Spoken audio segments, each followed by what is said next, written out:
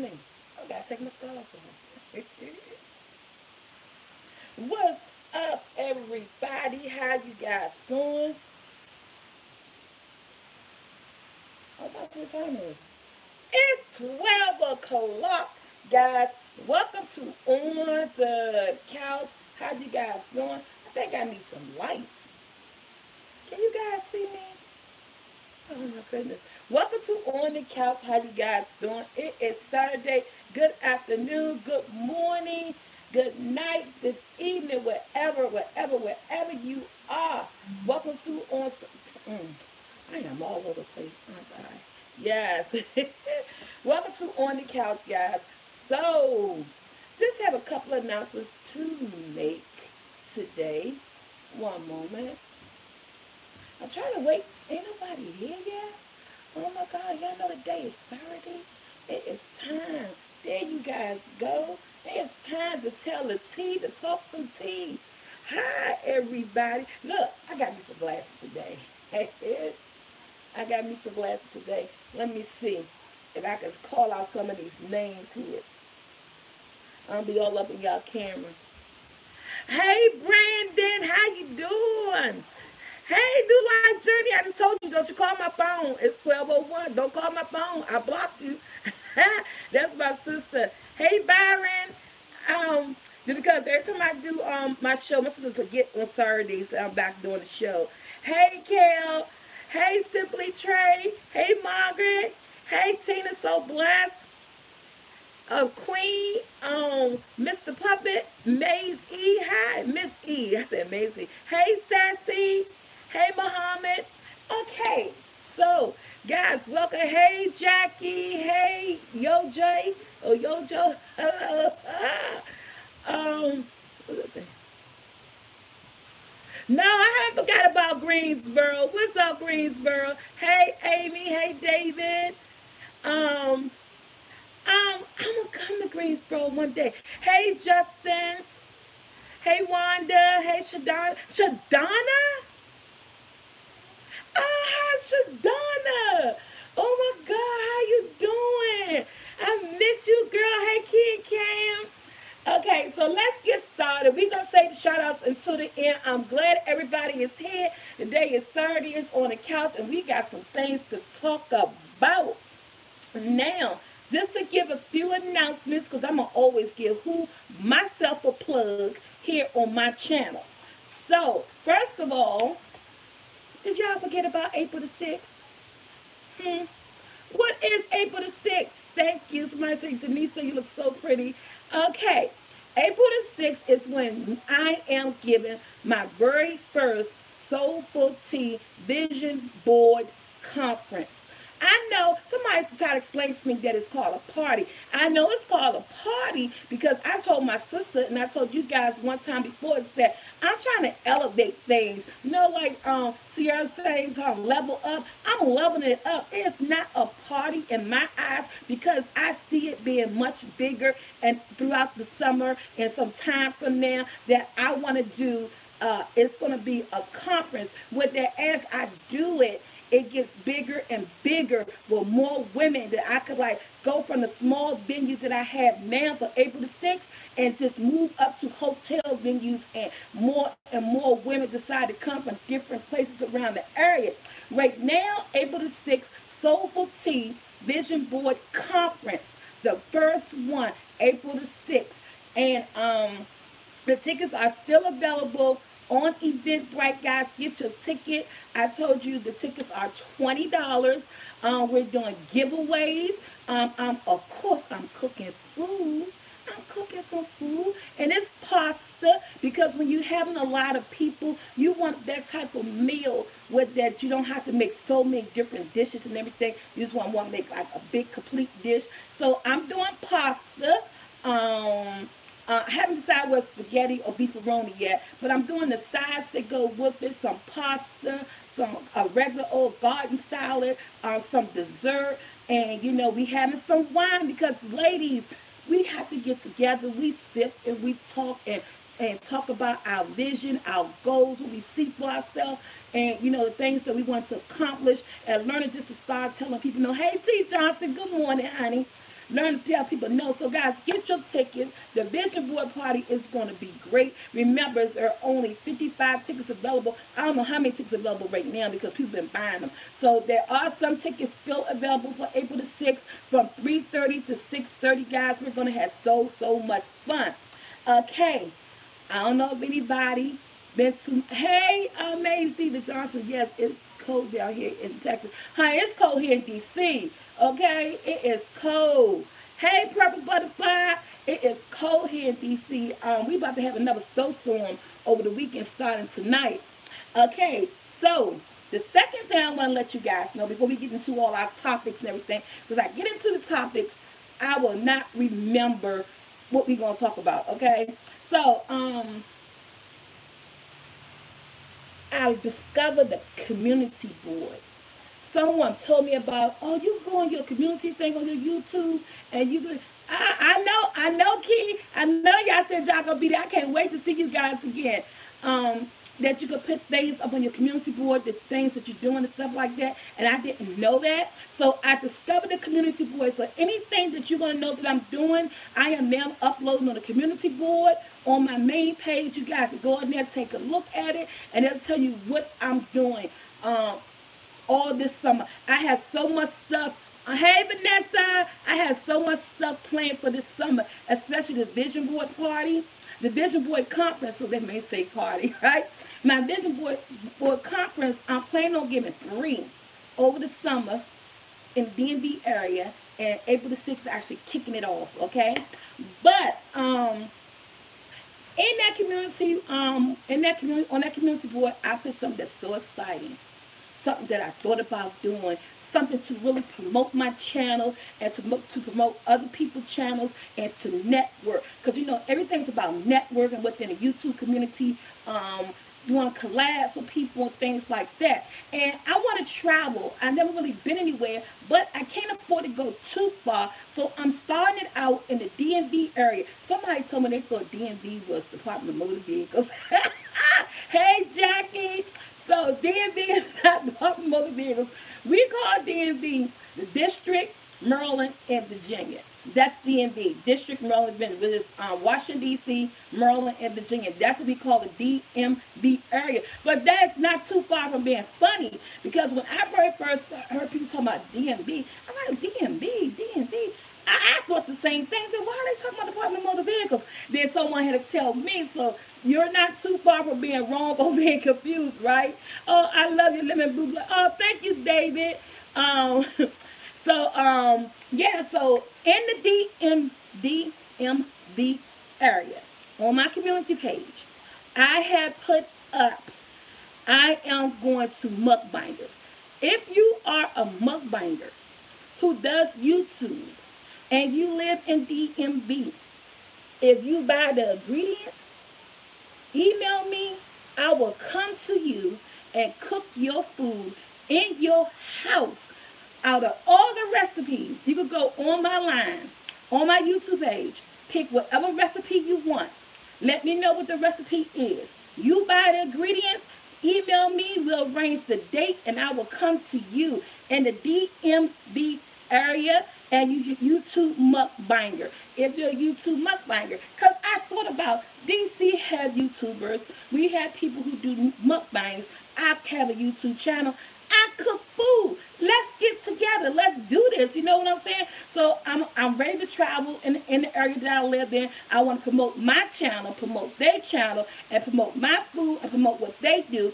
So if you're a mukbang channel on YouTube, you live in DMV, and you want to hook up with me to do a collab, you pick the recipe, you buy the food, I'll come to your house to cook it, and we could vlog it on my channel, your channel, give the people everything they want so people can really know what my food tastes like.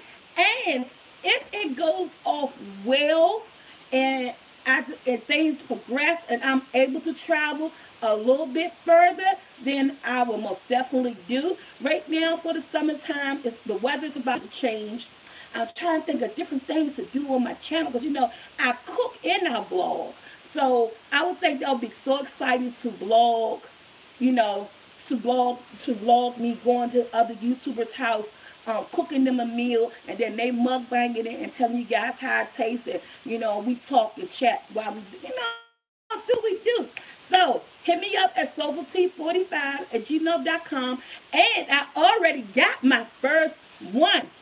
I'm going to make the announcement here and today. So, guys, Journey with the Joneses. If you don't know who Journey with the Joneses are, they're my first family that we hit each other up.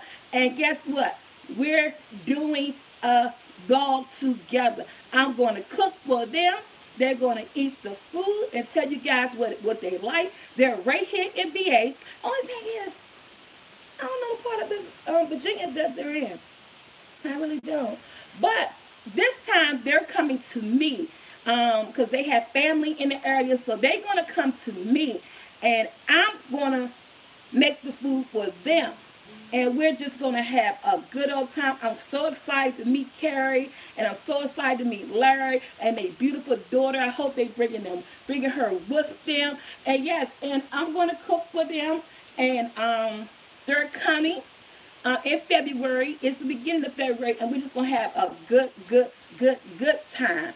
So I like that idea, and I'm so excited to meet them. Okay. Shout out Fraser Brown. Hi, honey. Shout out from Scotland. How you doing? Hey, Pamela. Hi, honey.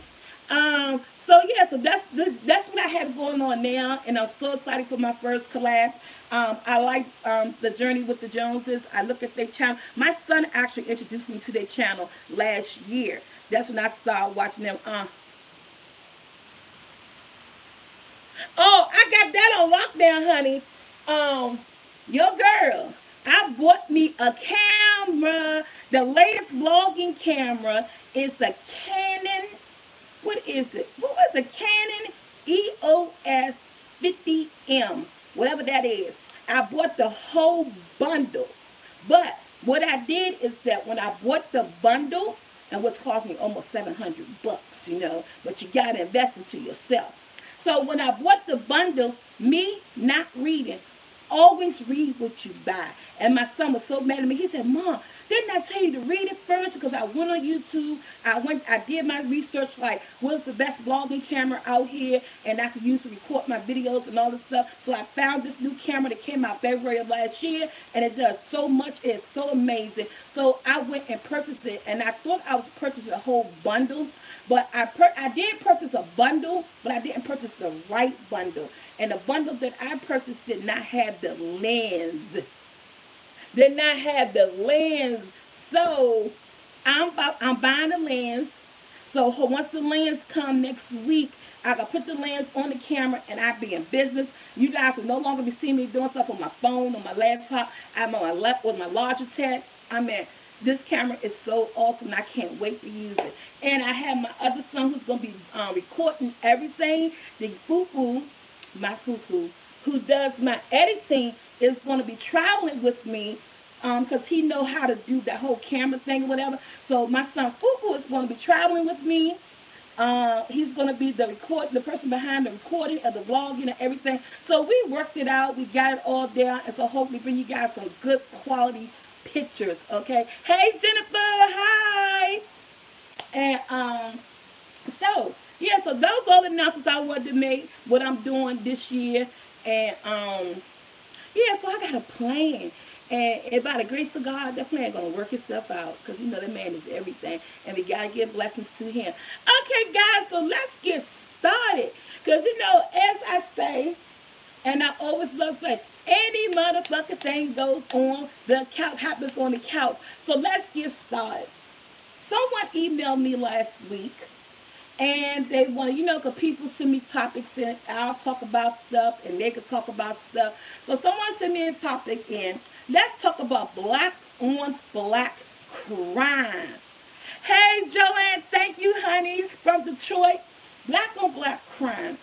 Nowadays, they have so many hashtags out about things like Black Lives Matter, Black Girls Matter, Me Too movements, Mute R. Kelly. They got so many different hashtags out. But I think we never, because it started such a long time ago, black on black crime. Hashtag black on black crime. It's so many things that's going on right now in this world. Is that I don't know, we forgot, but you know, when we start talking about one thing and it kind of fade away, it fades away. It fades away. Oh, thank you. What's that? Kato. Gave me $2. Thank you. And it fades away, and we kind of like we go towards other, we gravitate towards other things because so much things going on in this world. So a young lady asked me to talk about black on black crime, and so I'm gonna talk about here in the district. Everybody got this stuff going on in the area. I know Chicago, Chi-Town, California, Florida. I mean everywhere because people live everywhere. Uh, so I looked it up. And we're going to talk about that too. I got that because all that's going to play a part of this whole black on black crime. This stuff that Donald Trump doing too. We're going to tap on that too. Okay, so when I was coming up and where I lived at, I lived in the hood. You call it the hood. People call it the ghetto. I grew up living in the hood. Okay. And the area I grew up in, it was not a good area. You know, every weekend, every night, someone's getting shot. You ducking and hopping on your floor. You know, you don't look out the window until you hear the police siren, so you know it's all clear. You could come out your door and find out what happened. It's always, someone was always getting killed. You know, and if you didn't see it, you heard about it the next day. Oh, so-and-so got killed up on top of the hill, up on Ridge Road. Oh, so-and-so got killed up around on 37th place. And it was always a black on black crime. Our young men killing each other. And, you know, we used to have topics and conversations about that. As I got older, and, you know, and I started hanging out, you know, with my girls or whatever, and we would have conversations about, you know, our young black people are killing each other. But then, you know, you'll have a conversation saying they're killing each other. Nobody reports it because they're so scared, because you don't want to be the next victim, because you don't know for real if the police is going to protect you or not. If you step forward and you tell what you know, you kind of feel personal about it, because half the time you know the people who got shot or killed, or you know someone who know the person who got shot or killed. Especially when you're growing up in the hood, it's like everybody know everybody, and if you didn't know that person, you know somebody who knew that person who was so-and-so cousin or friend or family member or something. So it all affects you, you know, in that type of way. But black on black crime is so senseless. These young men out here into the day, they're fighting for something that don't even belong to them. And when I say they fighting for something that don't belong to them, they fighting for street corners.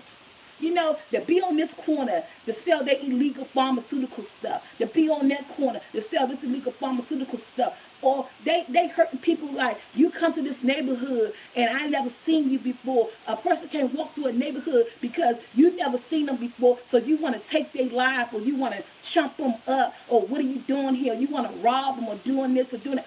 Man, black on black crime has been going on for so long, and it's so tiresome. Thank you. I see somebody give me $20. I was talking, I had my eyes closed. Hey, Lala, Lollipop, how you doing? And you know, and that's why the young lady wanted me to talk about it. Now, a long time ago, when we used to talk about the black on black crime and had real personal conversation among our friends and stuff. Oh, Tally, hi Tally, thank you. And we used to say the police didn't care. We used to say, and I still think, and to this point, police still don't care about black people. I'm sorry. Anybody get offended, I'm sorry. Because you know, all the things that's been going on the last couple of years by the police shooting young black people and women. I mean, all the crazy things that been happening with the police and African-American people. I'm not just going to say men, people, you know, you would say you don't care. You would have it in your mind that you don't care. You would think they don't care. And why they wear these badges? Because they're supposed to take a pledge on supposed to serve and protect. Not serve and protect certain people, but serve and protect all people. I think when you get into the police force, you get into it because you like protecting people. You don't want to see, nothing wrong come to people. When you get into the police force, it's about, let's say you like working with people, customer service. That is the biggest customer service job that you could get in your life, is being a police officer, because you're interact with people every day. And if you don't have that mentality to interact with a person and treat person the way they're supposed to be treated, and uphold the laws that you sworn to protect and stuff, why is it that you're into customer service? That is the customer service field of all customer service fields, okay? That is a straight up interaction one-on-one with people walking down the street every day. Yes, tickets are still available for my conference, honey. Just go to eventbrite.com and look up SoulfulT Vision Board Party. And so that is, I did customer service for years. Before I worked with DC government doing customer service, I did customer service working on telephone for insurance company. I did customer service working on the phone for Marriott hotels. And if you don't know how to deal with people, why would you get in the field that has you in someone's face every day? You know what I'm saying? So if you wake up in the morning and you have a bad day, but if you put that police uniform on, you're supposed to change. When you walk out that door, you sign in, you sit down, you get your briefing at that police station, and you go out and hit those streets. Your bad day supposed to go out the window. You leave it where it started, in your home. Then you go and you do your job. So that's what I say about the black on black crime. It starts with the police. It starts with the young black men in the community. And like I said, in the day they were rivalry. They were fighting on something that didn't belong to them. You can't fight on the street about a street corner. Did you build that street corner? Do you pay rent for that street corner? That's not your corner. That street corner that's blocked, this neighborhood, it belongs to everybody, anybody who want to stand there.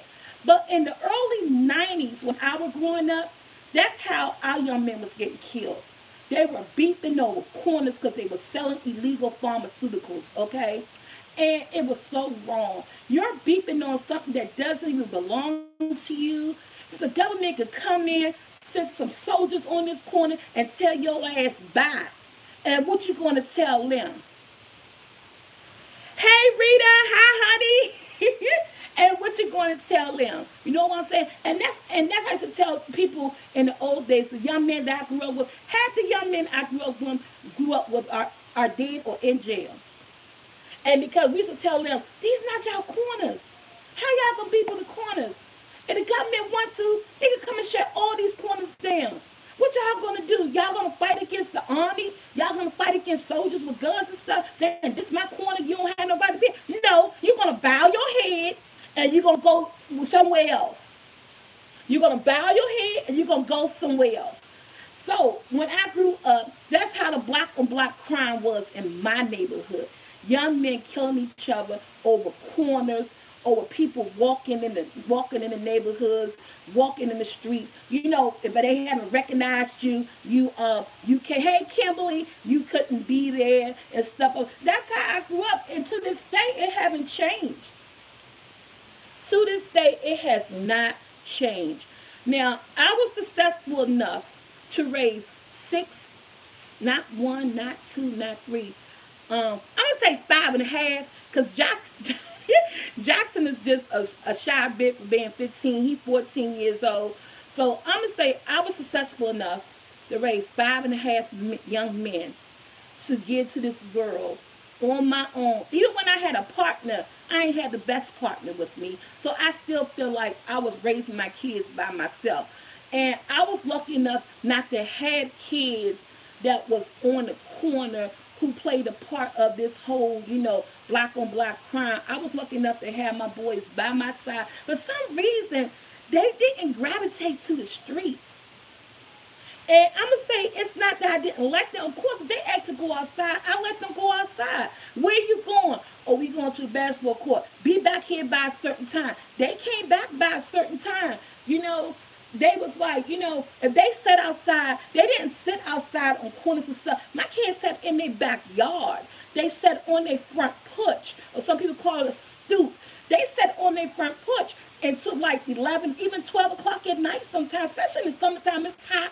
We'll sit outside to 12 and 1 o'clock. But guess what? I knew where my boys was at. They were right there on the front porch sitting with some of their friends, or either out, and I was sitting right there in the living room looking at TV, and I knew where they were at. And you know, like, oh y'all, we ready to lock the house up. And they'll tell their friends, bye, we ready to go in the house. So at any given time, and people always say, well, how do you know where your kids at? Honey, I knew where my boys was at.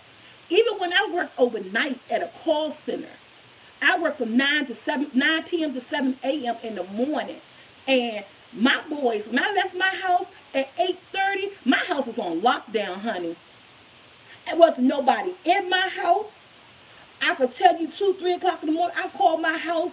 If somebody was woke there, answer the telephone, all my boys in the house, my house is locked down. When I walked through my door by 7:30 in the morning, getting everybody up for school or what, everything, I ain't never had an issue or a problem. My boys was always in the house. They were there with me. And when we did things, we did it as a family. Like we went to the mall. We went to the mall together. We went to the movies. We went to the movies together. Went to family barbecues and picnics and stuff. We went to that together. Now, they was on a football team. I was a football mom. I had a minivan. So I was a football mom. Until they got to the boys left the football alone, I was a football mom. I was there with them at their football practices. It was my turn to bring the treats and the snacks and all that stuff. When my turn came, I did that. And then I took them back home, and they would play outside or stay in the house. People was always tell me, oh my God, your children don't have no street smarts. They don't have this, they don't have that.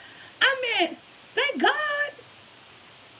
You know how much black on black crime there is out here in this world? You know how a child can just get hurt just by walking down the street, getting in some crossfire because somebody else's child decided they want to shoot at somebody?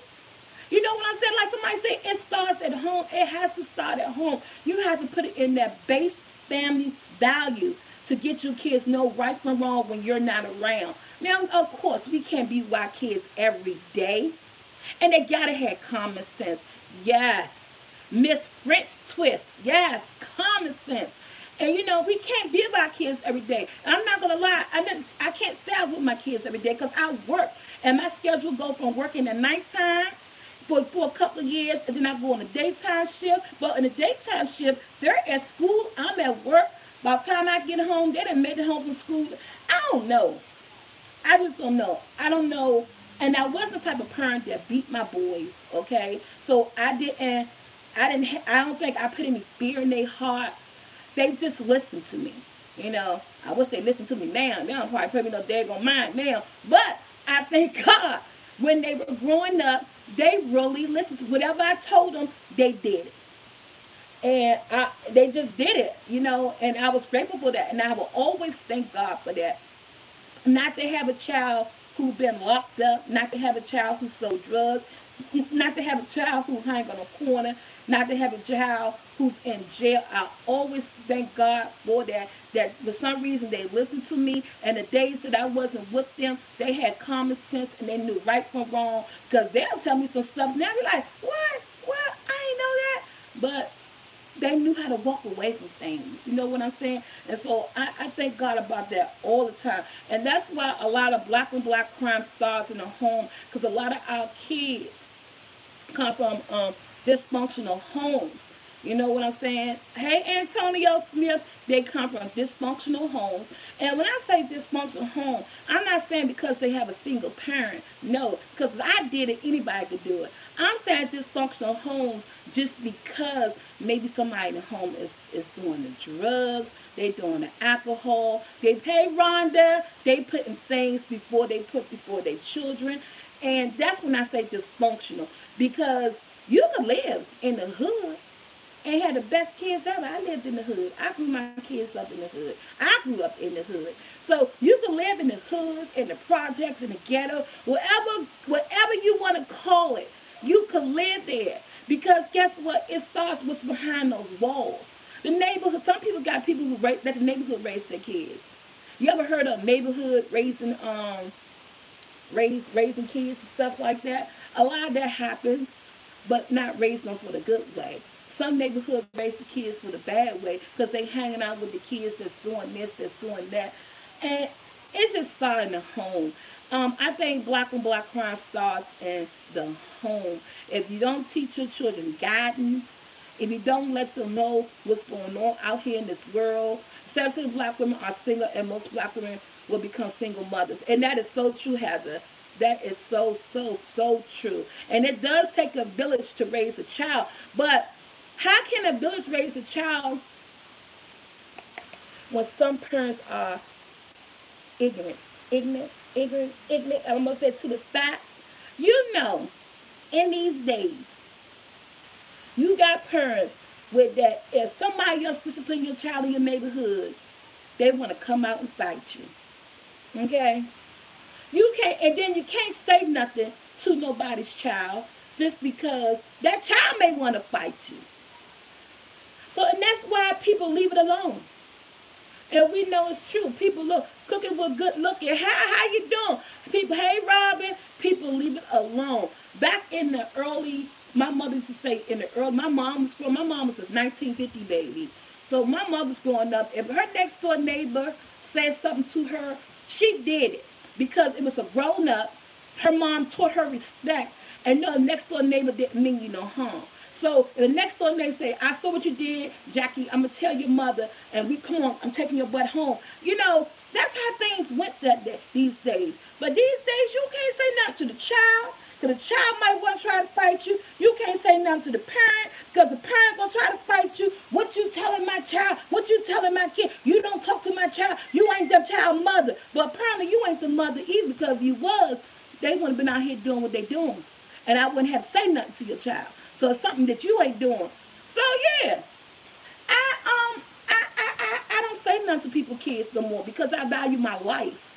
Now, at the end of the day, my children, if someone has said something to my children, I don't do that.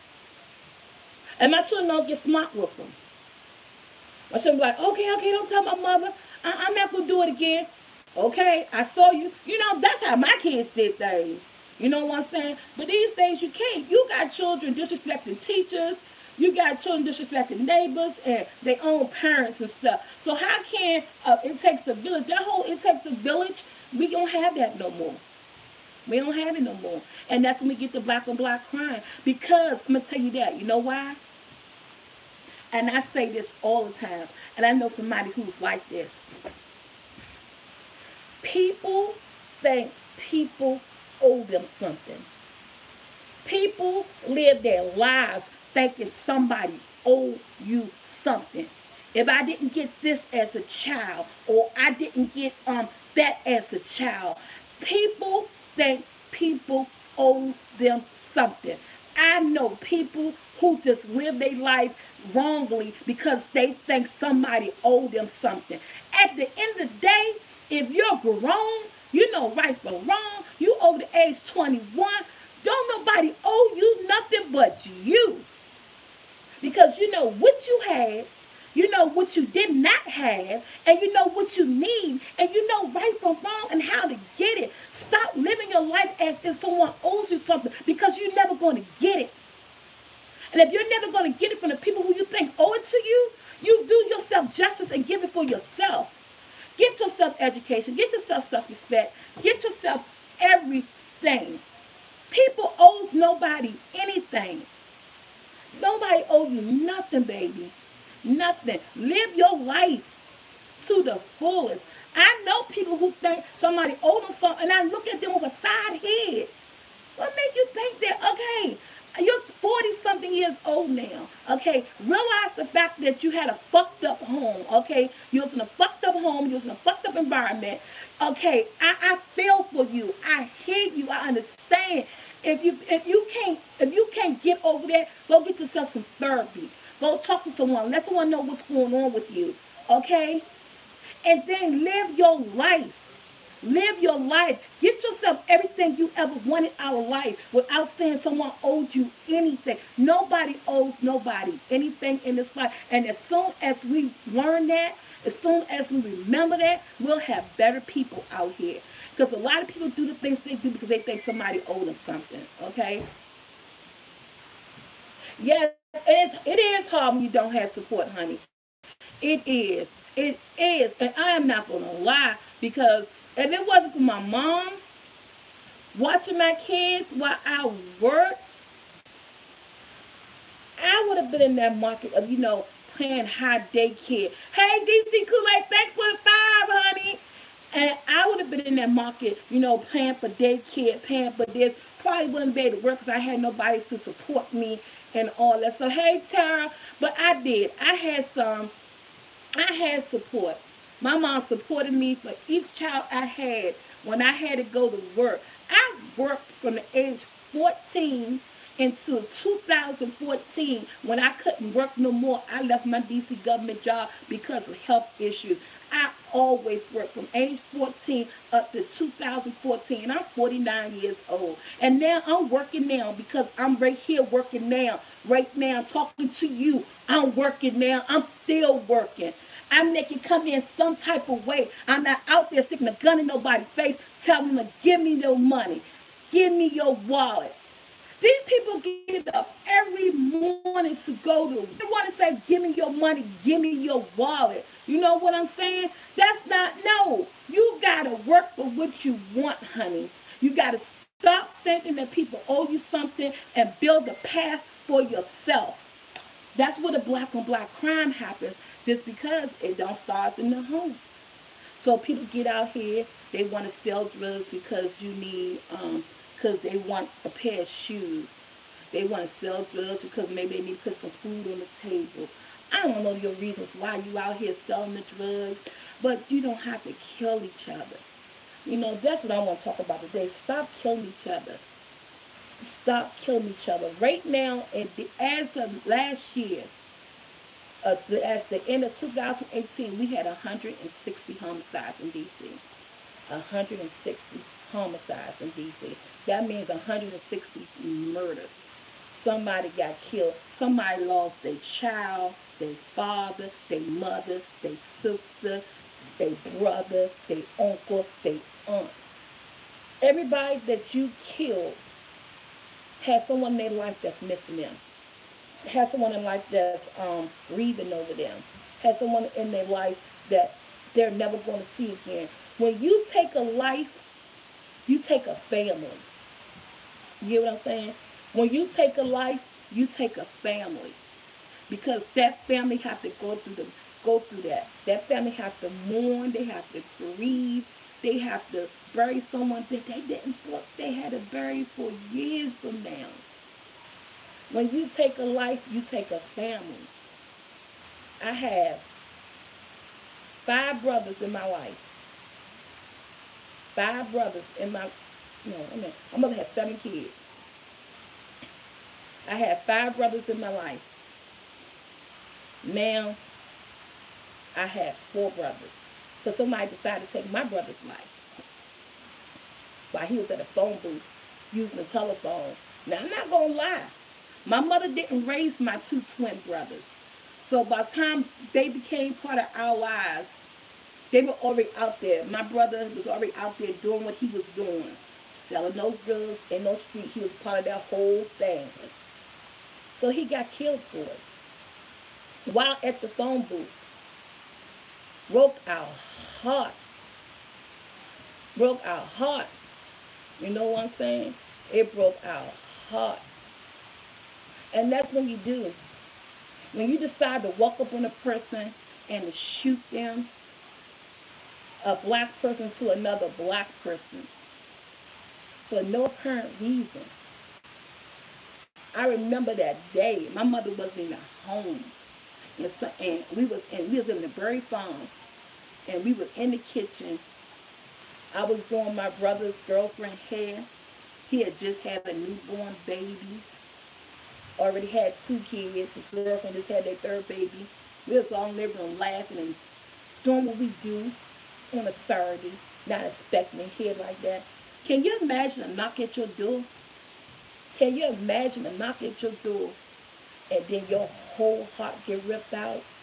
Can you imagine that? I was a victim of black on black crime, not once but twice, with 2 brothers. 2 brothers. My first brother, because he was out in the street living that life. I don't know if my mom was jealous of what he was doing or what he had. He ain't had nothing. He ain't had nothing. But, someone decided to take his life because of it. To this day, we never found out who killed my brother. Never, never. Unsolved murder, cold case, dead and gone. Police don't put a lot of effort into nothing these days, okay? My second brother, I told you guys, I lost him due to domestic violence. He was my brother on my father's side. I lost him due to domestic violence, but guess what? It was a black on black crime because his sister was messing with someone who was abusing her, and she didn't grab it yet that she needed to walk away from this man. She kept taking him back. And so she called my brother, our brother, out his bed to come help her once again. But this time, he didn't walk away. He shot and killed my brother in front of his nieces and nephew, in front of his sister. And my brother came over there to aid his sister to put this man out her house once again, the same man that she kept taking back. I lost two brothers, black on black crime. One in the streets, one by the hands of another black man. Oh yeah, now this one got caught because they knew who did it. He's in jail right now. But guess what? My brother's in the grave. And I was in a hospital having Jackson, 2004. 2004. I couldn't even go to my brother's funeral. Because as my brother was getting murdered, getting killed by black on black crime, I was having a baby. I was 34 years old. My Jackson was born, but my brother was taken. And that's why I gave Jackson his middle name. Jackson's middle name is Patrick. My brother's name is Patrick. So I named Jackson Patrick Waller. That was the worst day of my life. To have a child on the same day your brother died. That was the day I would have been so happy because I was like, this is my last baby. I ain't having no more kids. This baby number 6. I don't even know where he even came from. But I know where he came from me hanging upside down on that bed. That's where he came from. But yeah, and it still hurt me to this day that I wasn't able to go to my brother's funeral, but I was doing something that was important to me. Oh God. I miss both my brothers. To this day, if somebody jiggle my doorknob, I tell people, if you're going to come to my house, don't jiggle my doorknob. Because my brother, who got killed, every time he came to my house, he'd jiggle my doorknob.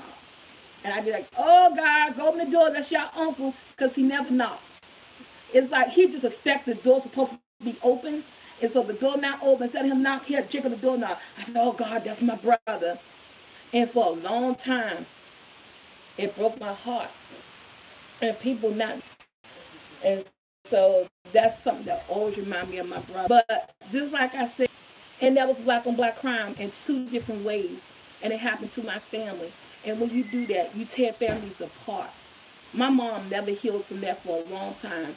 She still cries every now and then when she think about my brother. And, and she was so sad for me when I hear about domestic violence and people getting killed and stuff. I think about my other brother. So I had two things. And they happened a long time ago, but you never heal. And that's what I'm trying to tell you, young men. I don't know if I got any young men out here. I don't even know if I got any young men out here that's looking, who's out in the street, who's doing things that you're not supposed to be doing, and you're doing it to another black person. But this not a black person. This doing things wrong, period. This the ability that you think you can wake up one day and you feel like, you should have, you wake up one day and you feel like that you can wake up and you plot and you say, I'm going to go get this nigga. I'm going to go kill somebody. Who wake us out their bed in the morning and just think about doing things like that? You have no soul. You have no compassion. You have no heart. You have no God in your life. You know what I'm saying? You have no God in your life. Who thinks about this? And then who could walk away and you go get some food? Go talk to your friends. Go back home to your mother. Think about what you just did. You just did something so wrong to another individual, another human being. But yet, you would go home tonight, walk into your mother's house, walk into your friend's house, go home and lay in your fucking bed and close your eyes and got the ability to wake up the next morning. The person like you just took, they can't do that. They'll never see their mother, their father, brother, sister, nobody in their family again. They can't do that. My phone ringing, guys. They can't do that. So, stop black on black crime. It's been going around for such a long time. With so many things happening in this world, I don't know if we tend to forget about it, but it's happening. It's still happening. You know, we had a lot of things last year. Innocent people getting killed. You know, from black on black crime. They doing freaking drive-bys. Last year, a little girl got killed not too far from where I live at. Because somebody decided to get in their car, go to the neighborhood, and shoot up the neighborhood. And guess what? A 10-year-old baby got killed. What the hell is wrong? You can't do this. You have to stop this. And Telly Watson, thank you. And Miss T needs to block her. I am so sorry to block her, Shelly. You are a sick individual. Who is Shelly? What is Shelly doing, guys? Since I'm on my telephone, I may not have the ability to block her because I'm on the phone doing that. But let's try. You know, we gotta ignore people who don't have nothing in their life. You know, people who don't have God in their life. And that's why I try to ignore crazy people now who leave crazy things on my feed. You know, I ignore them. Oh, guys, my phone going dead. And I think it's been more than an hour. So yeah. So let's talk about one more thing. Before my phone completely go dead, let's talk about one more thing that I want to talk to you guys about, this whole Donald Trump thing. We talk about black on black crime. We talk about it has to start in the home. You have to have a strong foundation and support in the home. We got to talk about the fact that people don't owe you anything. And if you think people owe you something, then you have to go and earn it. Don't live your life thinking that people owe you anything, because you'll never get anywhere. You'll never get ahead in this world, because you'll grow up thinking that, and then you'll do so many crazy things just to get the things that you think you're supposed to get as a child that you didn't get as a child that you want as an adult. Reach out for help, seek therapy, and then live your life. Build up anything that you think that you deserve. Build it for yourself. If you deserve a house, get a good job, get you that house. If you deserve a car, get a good job, get you that car. Don't wake up in the morning and decide you want to take somebody else's car that they work hard for. You know people work hard for their stuff. Hey Beverly, hey Crystal. You know people work hard for their stuff. To wake up in the morning time to go out the door and see my car is gone, that's a hurting feeling, honey. You don't know how many man hours I put in. I live paycheck to paycheck. How much it took out of me to save up money to get this vehicle, and someone just decide to wake up out their bed one day and just take something that belongs to me. Live your life for you. Don't do that. We do so much to hurt each other, and it's time for us to stop. We do so much to hurt each other, and it's time for us to stop. Nobody owes you anything but you. Give yourself to God. Give your life to God. Okay? That's what you gotta do. I ain't on the couch, Shelly, with your dumb ass, because I'm in my basement chilling, okay? Hey, I'm sorry. I can't block, but let's talk about Donald Trump real quick. My sister told me that it's gonna be more black on black crime because of things that Donald Trump doing. You know what I'm saying? Because of things he's doing. Uh, Somebody say, I want to date you, Tanya. Thank you. Because the things that Donald Trump doing, it's going to be a lot of black on black crime because people who do have jobs, they can't go to work. They have to pay their rent. They have to pay their bills. They have to pay babysitters. And the people who has to go to work and who's not getting paid, but they saying you got to go to work. But how are they going to get to work if they have no money for Metro? Here in D.C., our mayor just try to go to the labor board and let the people apply for unemployment. It was denied. They denied the federal workers to apply for unemployment. Over 8,000 people in the district has applied for unemployment, and everybody's being denied. This whole thing is crazy because we got a president that want to act like two, that want to act two. You know what I'm saying? We got a president that wanted to attention tantrum because he don't get what he wants. Everybody else is going to suffer. I'm like, wow, is this man really throwing a temper tantrum? And they allowing this man to throw this temper tantrum? Because that's what it is. He's acting like a 2 and 3-year-old. You know how they cry and they scream and they fall out? They embarrass you in the streets because they don't get what they want because they ain't got no home training. Donald Trump don't got no home training.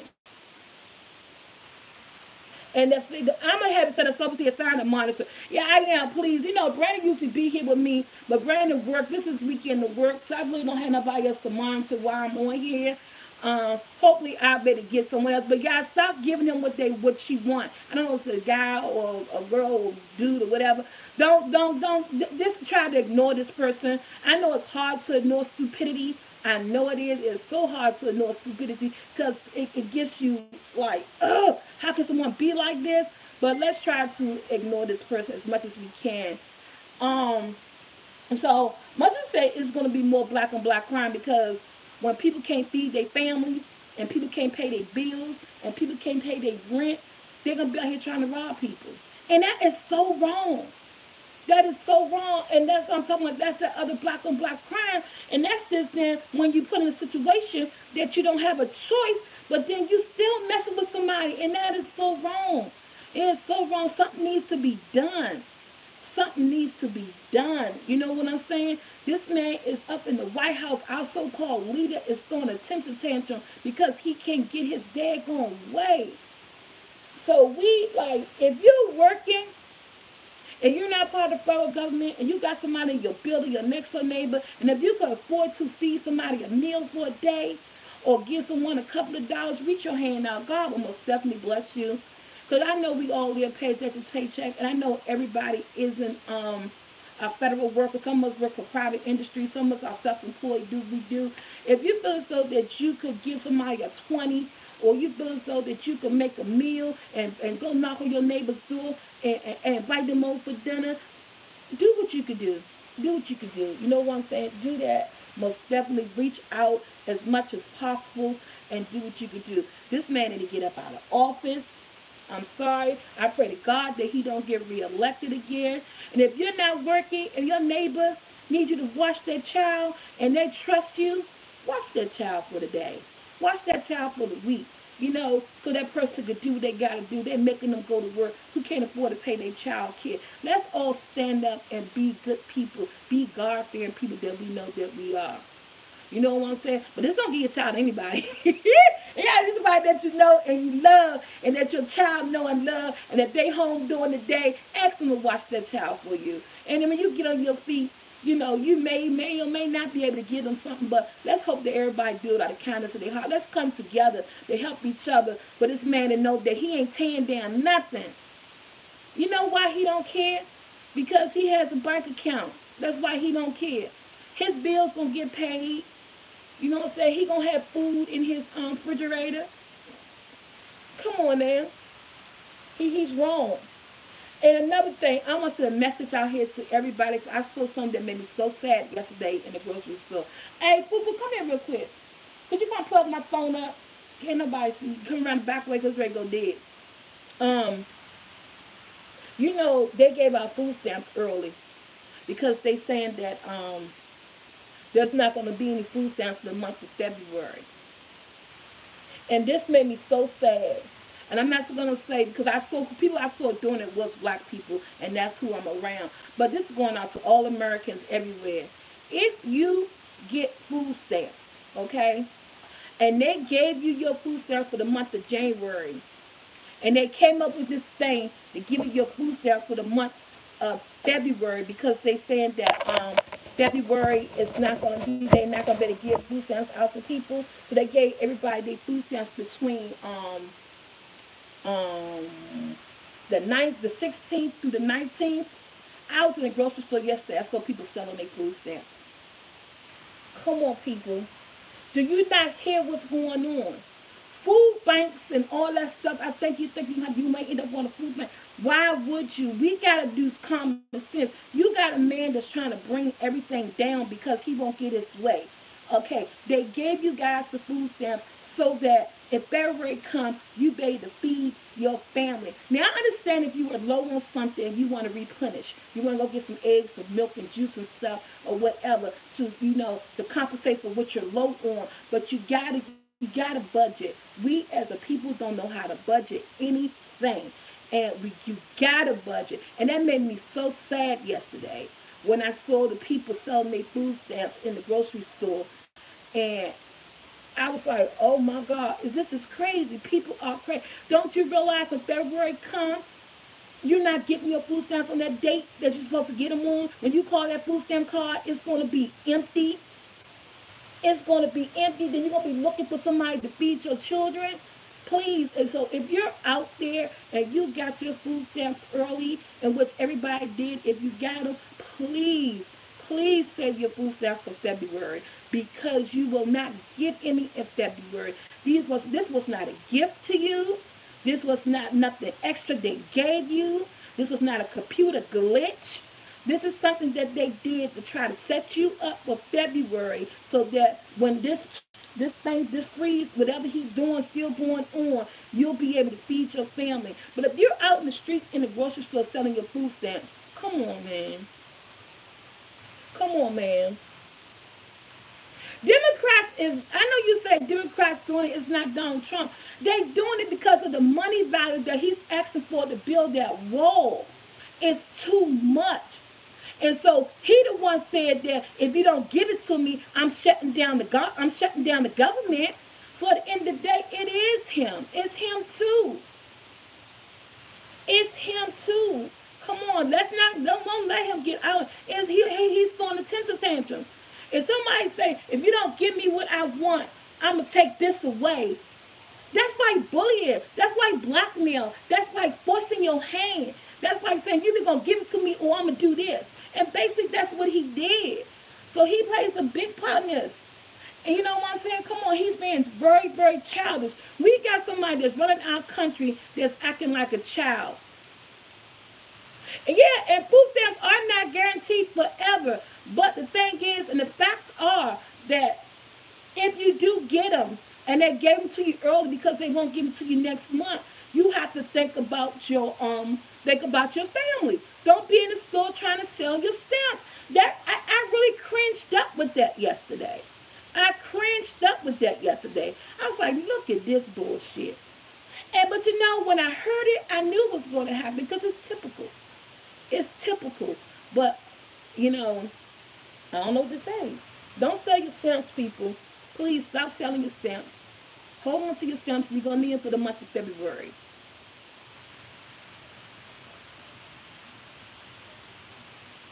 So, let's try to support everybody. Everything that's going on out here, this federal breakdown, this federal shutdown, is affecting so many people and so many people's lives in so many different ways that is tremendous. So if you got a neighbor that is a federal worker, can't get to work, and you don't work in the federal government, and you work for the district government, or you work for a private industry or something like that, please make them a meal, babysit a child, do whatever it is that you can do. Shit, give them a pack of toilet paper. You don't know, they might need it. I need some tissue right now. I gotta go to the store. Ted, bring me 2 rolls of toilet paper so I can get to the store. Shit, you don't know. You just don't know. And it's not funny, but it's hard out here. Before all this helped me all their paycheck to paycheck, people. I am out here because my phone just keeps saying, battery going low, and I don't want to just cut you guys off. You'll be like, what's going on? What happened? Guys, I enjoy doing On the Couch with you guys. Again, We talk about anything and everything. I don't care. I'm not a psychiatrist. I'm not a counselor. I just like to talk about common sense stuff that just seems like it shouldn't make sense. You know what I'm saying? It shouldn't. One stop, stop. T. Johnson. So yeah. Hey Sharon, how you doing, honey? Sharon McGee. Hi, honey. So yeah. So I am out. Hey, don't forget to go to Eventbrite. Girl, I ain't got much memory. Hey, Miss T, how you doing? Don't forget to go to Eventbrite to get your ticket to my. Hey, Gloria. Hey, Law. How you doing? Hey, William. To get your ticket if you're in the D&D area. I'm not saying for anybody to travel or you know, break your backs and do no, you know, come and drive or whatever. If you're in the DMV area April the 6th and you want to come out to my Vision Board conference, go to Eventbrite and get your ticket for $20. It's going to be food, it's going to be gifts, and we're going to have fun. And we're going to sip too. We got some wine. We're going to have some wine there, yes. And don't forget, this is my last shout out before the phone cut off. If you live in the DMV area and you have a mukbang channel, you go to my channel, pick your favorite recipe, buy the ingredients, email me at SoulfulT45@gmail.com, and I will come to your house and cook the food, and we will have so much fun. So yes, come out. Let's just try to support each other. I am out until next Saturday, and you have a topic you want me to support or want me to talk about or just to get in on. SoulfulT45@gmail.com, guys. I am out. Everybody have a safe and wonderful Saturday. It's shout me out. Somebody said shout me out. One stop shop. Okay, one stop shop. So Sapphire. I look at me and my no teeth. That process is still ongoing. Oh my God. But hopefully soon. I never know it took this long to get stuff together, but it do. Bye, everybody. Have a great and safe Saturday. We're preparing for bad weather here tonight in D.C. They said we're supposed to get some more snow, rain, sleet, freezing. Oh my God. Who kids out of school? Our kids are out of school Sunday, Monday, and Tuesday. No, they out on Sunday. Damn, that's the weekend. What's wrong with me? I mean, they out Monday, Tuesday, and Wednesday of next week. And you know, my son came over Friday. He kicked his shoes off. Jack said, yeah, I'm home to stay. He said, I'll go back to school the next Thursday. I said, Lord, give me strength. Next Thursday? Oh, my God. But they home. I know what my kids said. Can you make some catfish and spaghetti meals? I actually got some catfish nugget video that on my channel, and I know I've been slacking in the video department all last week because hey, we need a paycheck to paycheck. Was going through some things, but we're back on board. I've been to the groceries. I got some stuff coming, and some good recipes coming up. I just been doing a lot of stuff. I've been planning this whole thing, this conference board party. I've been collecting magazines and everything. So yeah, so it is going great. I think I'm up to about 20-25 magazines I collected so far. So yeah. Alright, I am out. We've been here over an hour. I don't want to drag this out. I love you guys, my soul squad. You guys be blessed.